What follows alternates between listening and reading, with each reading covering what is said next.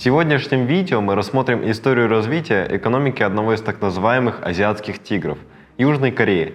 Это любопытный пример, как из отсталой страны с ВВП на душу населения менее $100 на уровне современных Эритреи, Либерии, Бурунди и Непала, Республика Корея превратилась в одну из ведущих мировых экономик. Расцвет южнокорейской экономики – часть явления, которое называют восточно-азиатским экономическим чудом. Это период между 60-ми и 90-ми годами 20 века, когда 4 страны этого региона – Сингапур, Гонконг, Тайвань и Южная Корея – провели экономические реформы и смогли добиться при этом небывалых успехов. За это страны неофициально прозвали азиатскими тиграми. Сегодня мы рассмотрим Южную Корею. Как ей удалось поднять экономику на такой высокий уровень всего за 30 лет? Для начала обратимся к истории. Южная Корея как государство появилась относительно недавно. В 1945 году. С 1910 года Корейский полуостров находился под контролем Японской империи, а после капитуляции Японии во Второй мировой войне полуостров поделился на две части. Часть, находящаяся к северу от 38-й параллели, перешла под контроль Советского Союза и стала Северной Кореей. Южной частью стали управлять Соединенные Штаты. Так возникла Южная Корея или Республика Корея. Разделение оказалось не только территориальным и политическим, но и экономическим. После окончания Корейской войны в 1953 году экономика страны восстанавливалась при помощи иностранных государств. Большая часть того, что осталось построенных японцами заводов к середине 1950-х годов, было либо разрушено войной, либо сильно устарело. Остальное перешло в частные руки. В то время шло активное формирование политического строя в стране. Одно правительство сменялось другим, пока в 1961 году генерал Пак Чон Хи в ходе военного переворота не сверг режим Второй Корейской Республики. Тогда же был реализован первый национальный пятилетний план, ставший важным фактором чуда на реке Ханган.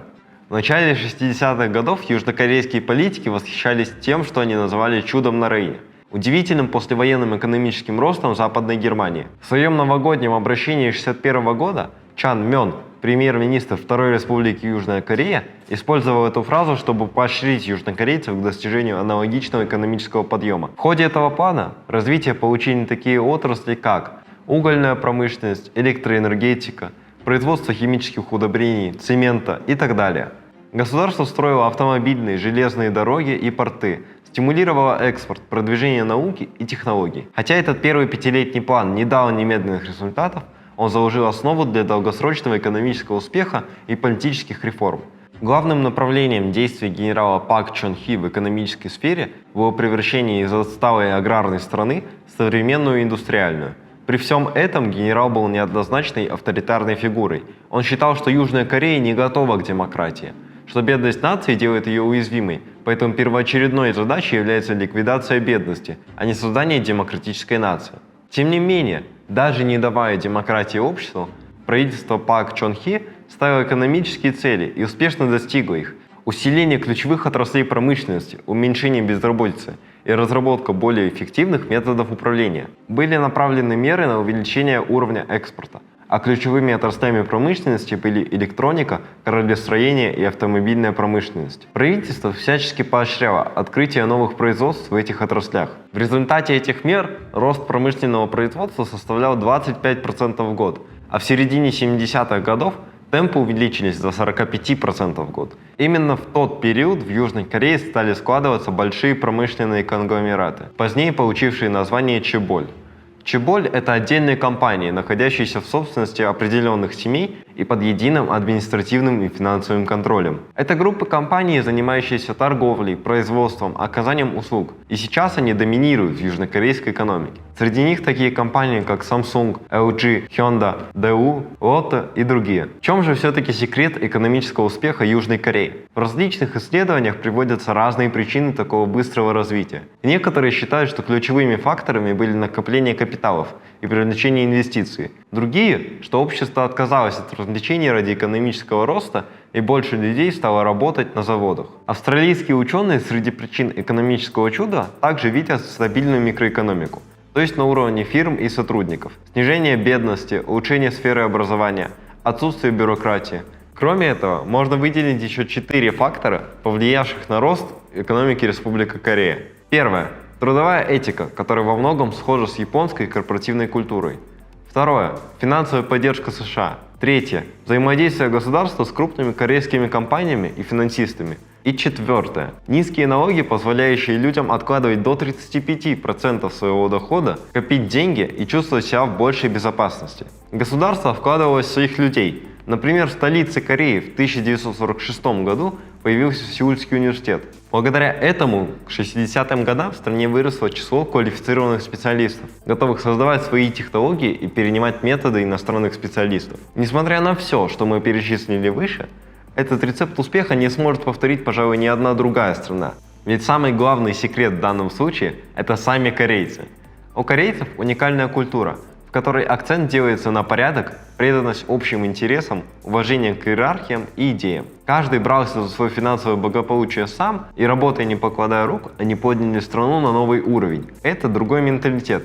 Яркий пример – компании Чеболь, которая управляется членами одной семьи, из поколения в поколение, передавая ее друг другу. В любой другой стране это могли бы осудить, но именно здесь это и стало залогом успеха. Государство вкладывалось в образование, взращивая специалистов. Женщины получили возможность обучаться. В этот же период существенно снизилась детская смертность. Кроме того, в Корее не была развита коррупция. Яркий пример уникальности корейского народа – это азиатский финансовый кризис 1997 года. В этот период экономика азиатских стран получила слишком много денег и перегрелась. Корейская вона упала на 60%. Впоследствии дольше всех из азиатских тигров оправлялась от кризиса.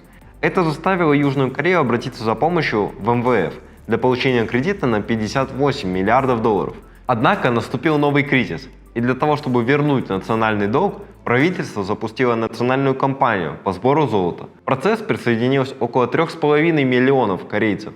Всего было собрано 227 тонн золота. Люди выстраивались в очередях, которые тянулись далеко за пределы пунктов пожертвования. По итогу Южная Корея выплатила свой долг перед МВФ на 3 года раньше, чем было запланировано. Это показало патриотизм и единство южнокорейского народа. Что же сейчас происходит с экономикой Южной Кореи? Корея – это одна из ведущих мировых экономик. Она находится на 14 месте по объему ВВП. Это один из крупнейших мировых лидеров в сфере автомобилестроения, лидер в производстве полупроводников и дисплеев и крупнейший судостроитель. ВВП страны на душу населения вырос со 150 долларов в США в 1960 году до 32 тысяч долларов в США в 2022. Действительно, южнокорейская экономика – это уникальное явление, которое получило название «Чудо на реке Ханган». Если вам интересно узнать про историю развития других азиатских тигров, напишите об этом в комментариях.